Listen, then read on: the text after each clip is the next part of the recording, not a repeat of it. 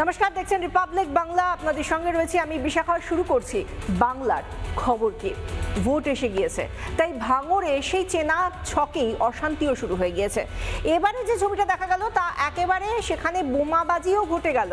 সেখানে তৃণমূল আর আইএসএফ এর মধ্যে বচসা, উত্তেজনা, অশান্তি, আর তার মধ্যে তৃণমূলের বিরুদ্ধে বোমাবাজির অভিযোগ, যার জেরে রাস্তা অবরোধ করা হলো। আইএসএফ এর তরফে এই রাস্তা অবরোধ করা হলো। নেতৃত্ব দিলেন আইএসএফ এর যিনি প্রার্থী ভাঙড়ের, সেই নওশাদ সিদ্দিকী। এবং এই ঘটনায় যখন পুলিশ এলো, পুরো সবকিছু যখন একেবারে শান্ত করার জন্য পুলিশ এসেছে, পুলিশের সঙ্গেও বচসায় জড়িয়ে পড়ল আইএসএফ।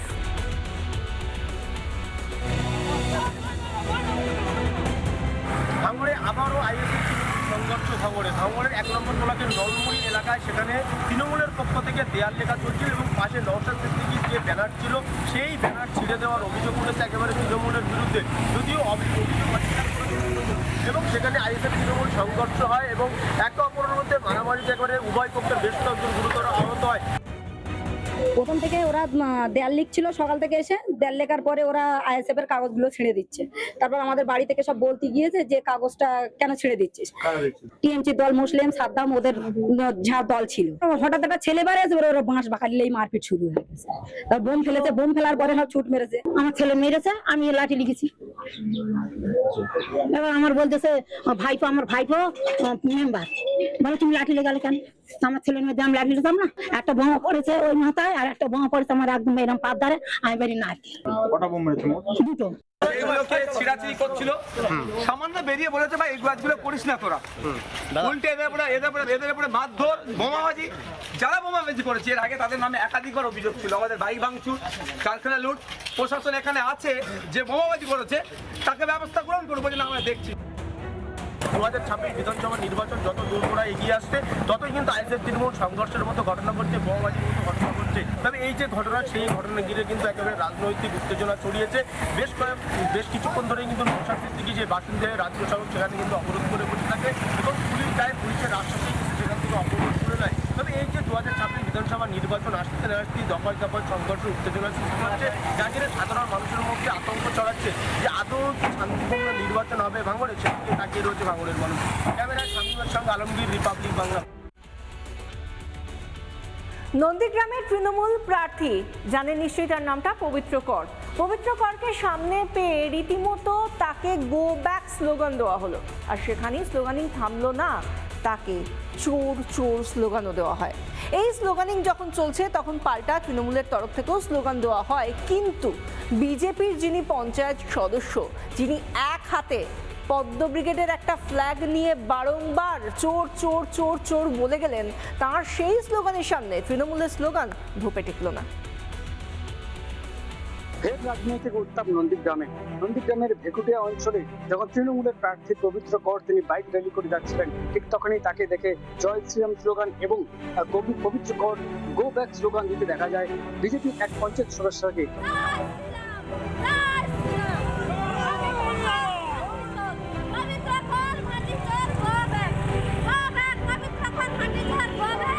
বয়ালে মাটি চুরি করেছিলেন এবং সেটা প্রমাণও হয়েছে। এবং আমার ঘরের আত্মীয় রবিন মান্না, উনাকেও খুন করেছে ওই পবিত্র কর। 8 কোটি টাকা নিয়ে তৃণমূলে গেছে পবিত্র কর। ওই এলাকায় ইতিমধ্যেই রাজনৈতিক উত্তাপ বাড়তে শুরু করেছে। পাল্টা প্রতিক্রিয়া দিতে দেখা যায় তৃণমূলের প্রার্থী পবিত্র করকে। ভারত মাতাকে জয় বলছে, এটাতে কোনো আপত্তি আমার নেই। ভারত মায়ের পুজো আমিও করতে পারি, ওটা নিয়ে কোনো অসুবিধা নেই, আমি করি।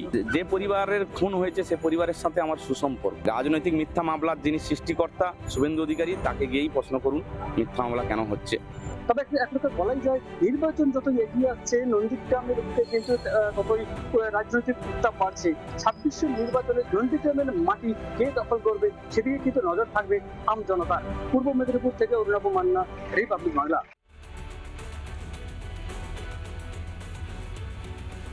তৃণমূলের শক্ত ঘাঁটিতে রীতিমতো যেন ভাঙন ধরানোর জন্যই এই খবরটা, যেটা এবার দিচ্ছি। কারণ আমরা দেখতে পেলাম তৃণমূলের শক্ত ঘাঁটি ক্যানিং, গোসাবা, ভাঙড়, এই সমস্ত জায়গায় এমন স্থানীয় তৃণমূল নেতারা যোগ দিলেন বিজেপিতে। তাতে করে রীতিমতো সংগঠনে বড় ধাক্কা তৃণমূলের জন্য। সেখানে প্রাক্তন পঞ্চায়েত প্রধানও রয়েছেন, সেখানে ব্লক প্রেসিডেন্টও রয়েছেন তৃণমূলের। কিন্তু তারা আর এখন তৃণমূলের নয়, কারণ প্রত্যেকে তারা পদ্ম শিবিরে যোগ দিয়েছেন এবং তাদের মধ্যে অনেকেই সংখ্যালঘু সম্প্রদায়ের মানুষও রয়েছেন।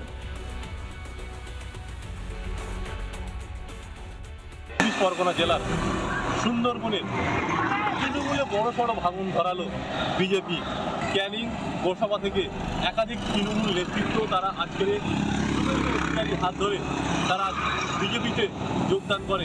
গোসাবার তৃণমূল নেতা অনিমেষ মণ্ডল, গোসাবার পূর্তের কর্মাধ্যক্ষ, পঞ্চায়েত সমিতির পূর্তের কর্মাধ্যক্ষ তাপস মণ্ডল এবং গোসাবার লাহিড়িপুর গ্রাম পঞ্চায়েতের উপপ্রধান কবির মণ্ডল এবং গোসাবা গ্রাম পঞ্চায়েতের পঞ্চায়েত সদস্য বিকাশ নস্কর সহ একাধিক তৃণমূল নেতৃত্ব তারা আজকের শুভেন্দু অধিকারীর হাত ধরে বিজেপিতে যোগদান করে। ক্যানিং থেকে শৈবাল লাহিড়ী এবং যোগদান করে রফিক শেখ এবং অর্ণব রায় সহ একাধিক তৃণমূল নেতৃত্ব। বিশ্বের সর্ববৃহৎ রাজনৈতিক দল ভারতীয় জনতা পার্টিতে যোগদান করাচ্ছি।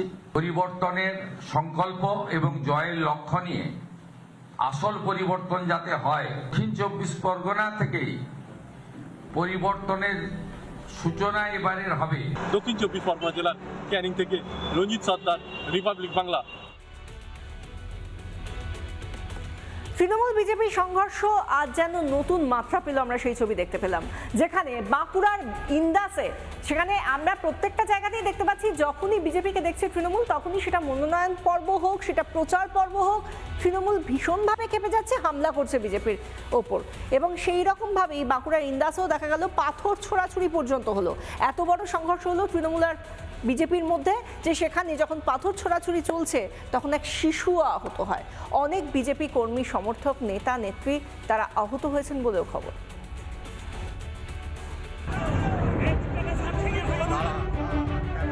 ইন্দাস বিধানসভার ইন্দাস থানার অন্তর্গত মঙ্গলপুর পঞ্চায়েতের বিহার গ্রামে তৃণমূল বিজেপি সংঘর্ষের অভিযোগ উঠে আসে।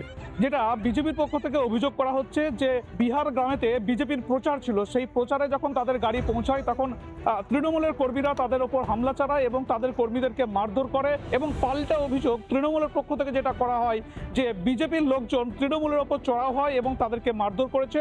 এবং সেই মারধরের ঘটনায়, অর্থাৎ সংঘর্ষের ঘটনায় একজন বাচ্চা শিশুকন্যা আহত হয়েছে।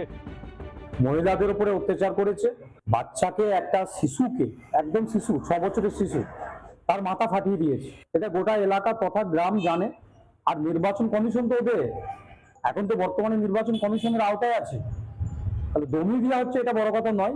শিশুর উপরে আক্রমণ করেছে, তাই প্রশাসনের মতো ব্যবস্থা নিয়েছে। এবং সেই শিশুকন্যাকে নিয়ে গতকাল ইন্দাস বিধানসভার যিনি প্রার্থী, তৃণমূলের প্রার্থী এবং ইন্দাসের ব্লকের তৃণমূল সভাপতি শেখ হামিদ র্যালি করে ইন্দাস থানায় যান। নির্মল ধারা নিজে দাঁড়িয়ে থেকে তার গুন্ডা বাহিনী আজকে শিশুকে মাথা ফাটিয়ে দিতে, এবং আমরা অবিলম্বে নির্মল ধারার গ্রেপ্তার চাই।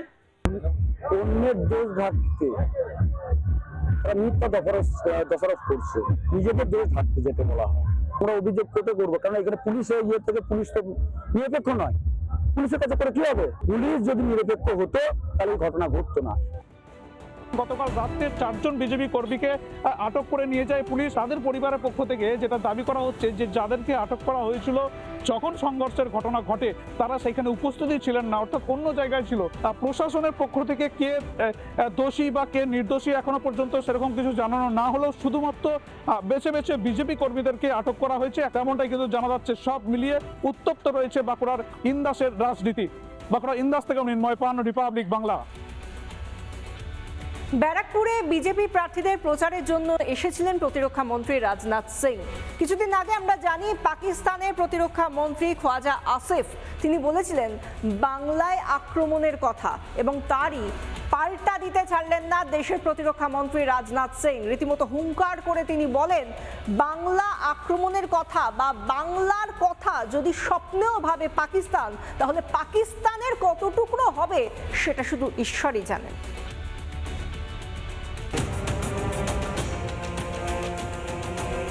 পাকিস্তানের প্রতিরক্ষা মন্ত্রী খোয়াজা আসিফের বক্তব্যের তীব্র বিরোধিতা করলেন প্রতিরক্ষা মন্ত্রী রাজনাথ সিং। আজ ব্যারাকপুরের মাটি থেকে কার্যত কড়া ভাষায় জবাব দিলেন প্রতিরক্ষা মন্ত্রী রাজনাথ সিং। পাকিস্তানের প্রতিরক্ষা মুখ্যমন্ত্রী খোয়াজা আসিফ সম্প্রতি মন্তব্য করেছিলেন যে যদি এবার মিথ্যে অছিলায় যদি পাকিস্তানের উপরে হামলা করে ভারত, তাহলে সেক্ষেত্রে কিন্তু হামলা হবে কলকাতায়। এই মন্তব্যেরই তীব্র প্রতিবাদ জানিয়েছেন, তীব্র ক্ষোভ উগরে দিয়েছেন প্রতিরক্ষা মন্ত্রী রাজনাথ সিং। पाकिस्तान के डिफेंस मिनिस्टर ने जो स्टेटमेंट दिया है उसके बारे में इतना ही कहना चाहूंगा कि उन्हें यह नहीं भूलना चाहिए कि आज 55 ईयर पहले 1971 में एक बार बंगाल की तरफ नजर उठाने की कोशिश पाकिस्तान ने की थी, तो पाकिस्तान के दो टुकड़े हो गए, एक पाकिस्तान रह गया, दूसरा बांग्लादेश बन गया। इस बार यदि हरकत की गई हमारे बंगाल की तरफ नजर उठाने की, उसका क्या परिणाम होगा यह भविष्य के गर्भ में ही लिखा हुआ है और इसका पता चल जाएगा। लेकिन इस तरीके का प्रोवोकेटिव स्टेटमेंट पाकिस्तान के डिफेंस मिनिस्टर के द्वारा नहीं दिया जाना चाहिए। और इस बार ऐसी ही हमारे बंगाल की तरफ नजर उठाकर देखने की कोशिश की तो कितने टुकड़े होंगे ये ऊपर वाला ही जानता है।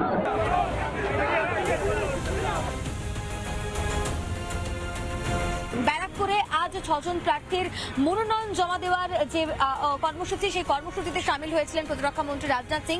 শুধু তাই নয়, তিনি একটি মিছিলেও সামিল হন এবং এরই পাশাপাশি একটি মঞ্চ থেকেও বক্তব্য রাখেন।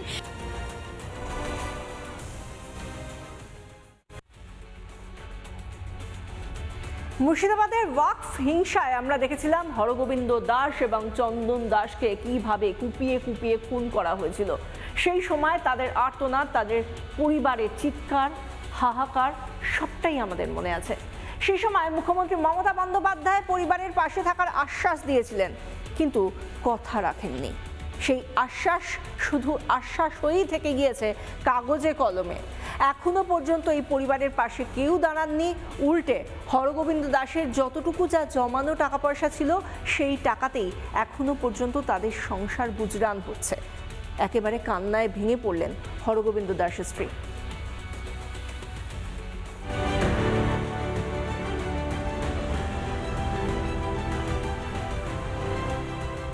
12 এপ্রিল 2025 ওয়াকফ আন্দোলনকে ঘিরে উত্তপ্ত হয়ে উঠেছিল শামশেরগঞ্জের জাফরাবাদ।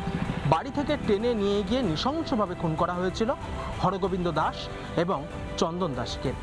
এই হচ্ছে হরগোবিন্দ দাসের বাড়ি, যে বাড়ির গ্রিল রয়েছে, বারান্দা রয়েছে, কোলাপসেবল গেট রয়েছে এবং এইখান দিয়েই কিন্তু দুষ্কৃতীরা শয়ে শয়ে দুষ্কৃতীরা উঠে যায়। এদের পক্ষ থেকে চাকরি দেওয়ার কথা বলা হয়েছিল, চাকরি পেয়েছেন? না, আমার কই বৌমাকে দেয়নি। চাকরি দেয়নি। এখন কিভাবে কাটছে? যেভাবে চলে সেভাবে চলে।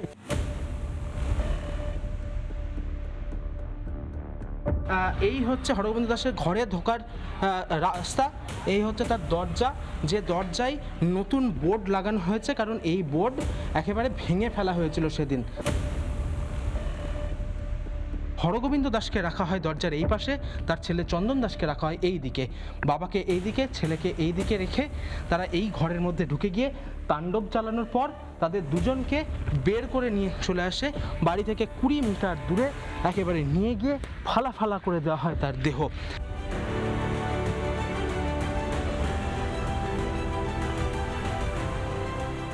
কেউ আর আসেন না,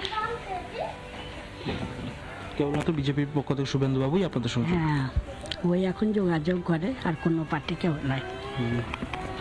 আমাদের তো এলাকার পার্টি করে কোনো দিন যে 3 বারের বেলায় কেটে গেল আমার স্বামীকে, ছেলেকে কই কেউ তো এলো না, কোনো পার্টির লোক কি পুলিশ এই থানা থেকে কেউ এলো না। তো ধুলিয়ানে মারা গেছেন যারা, তাদের পরিবারকে আমি কথা দিয়েছি 10 লাখ টাকা করে দেব। তাদের বাড়ি যাদের ভেঙে গেছে বাংলার বাড়ি হবে, এইটুকু ভরসা আপনারা করতে পারেন।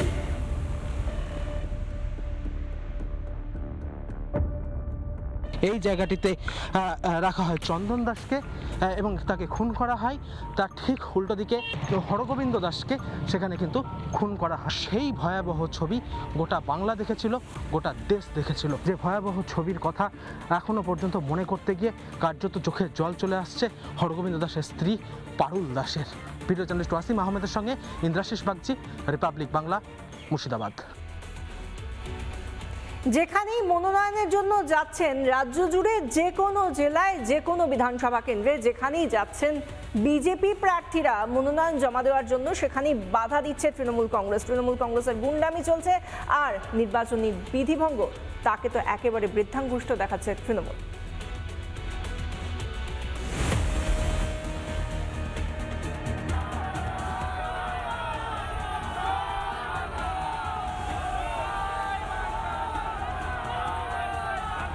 রাজাত নিউটন বিধানসভা কেন্দ্রের যখন বিজেপি প্রার্থী পীযূষ কানোরিয়া তিনি যখন আজ বিধাননগর মহকুমা শাসক দপ্তরে যখন তিনি নমিনেশন জমা দিতে আসেন, তখন কিন্তু দেখা যায় যে তাকে দেখে জয় বাংলা স্লোগান দেন তৃণমূল কর্মীরা।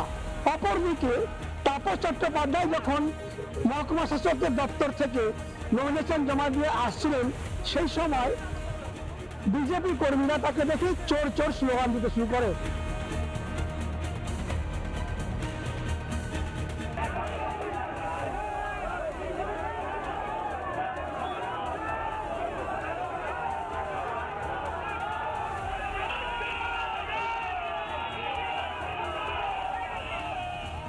আজকে ওরা ওখানে উত্তেজনা সৃষ্টি করছে, কিন্তু আমরা দায়িত্ব নিয়ে একটা কথা বলতে চাই, তারকেশ্বরের মাটি তৃণমূল কংগ্রেসের শক্ত মাটি এবং ওখানকার যিনি বিধায়ক ছিলেন গত 5 বছর ধরে, তিনি মানুষের হৃদয়ে বিরাজ করেন।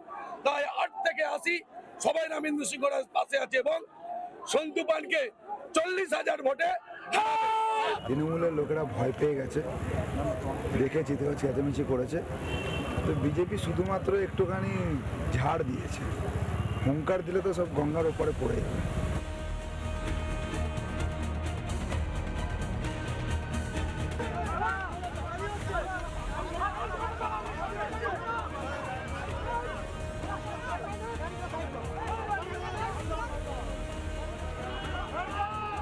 এলাকার যিনি বাদশাহ, এলাকার যিনি নেতৃত্ব, তিনি যদি মনে করেন বারবার আরাবুল ইসলামকে আটকানো হবে, তাহলে এর পরে পরিস্থিতি কোথায় যাবে উনিও বুঝতে পারবেন।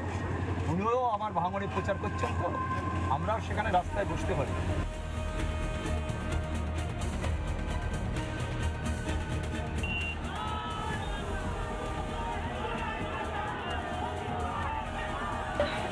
সকাল থেকেই বারুইপুর এসডিও অফিসে মনোনয়ন ঘিরে উত্তেজনা। একেবারে প্রথমে কিন্তু বারুইপুর থানা, সেই বারুইপুর থানার সামনে দিয়ে কিন্তু সোনারপুর দক্ষিণের যে বিজেপি প্রার্থী রূপা গাঙ্গুলি, তিনি যখন মনোনয়ন জমা করতে আসছিলেন, তখন সেই মনোনয়ন জমা করতে আসার সময় একেবারে তার সামনে কিন্তু গণ্ডগোলের সৃষ্টি হয়। অপরদিকে কুলতলি বিধানসভার যে প্রার্থী রয়েছে, তিনিও মনোনয়ন জমা করতে আসছিলেন এবং তখন কিন্তু বিজেপি কর্মী সমর্থকরা কুলতলি বিধানসভার প্রার্থী এবং তার কর্মী সমর্থক থেকে কিন্তু চৌদ্দ স্লোগান দেয়। বিমান ব্যানার্জির ছবি কিন্তু বারুইপুর এসডিও অফিসের সামনে, একেবারে বারুইপুর টাউন লাইব্রেরি, সেই লাইব্রেরির সামনেই কিন্তু লাগানো রয়েছে। একেবারে বিজেপির পক্ষ থেকে অভিযোগ করা হচ্ছে যে 100 মিটারের মধ্যে যদি স্লোগান না দেওয়া যায়, তাহলে এই 100 মিটারের মধ্যে কীভাবে এখনো পর্যন্ত তৃণমূলের প্রচার ব্যানার সেখানে এখনো পর্যন্ত রয়েছে, এখনো পর্যন্ত বিজেপি কর্মী সমর্থকরা রয়েছে, তারা দাবি করছে এই ব্যানার রয়েছে, সেই ব্যানার যতক্ষণ পর্যন্ত খোলা না হবে তারা এখান থেকে কিন্তু উঠবে না। ক্যামেরায় শামীম হোসেন আলমগীর, রিপাবলিক বাংলা, বারুইপুর।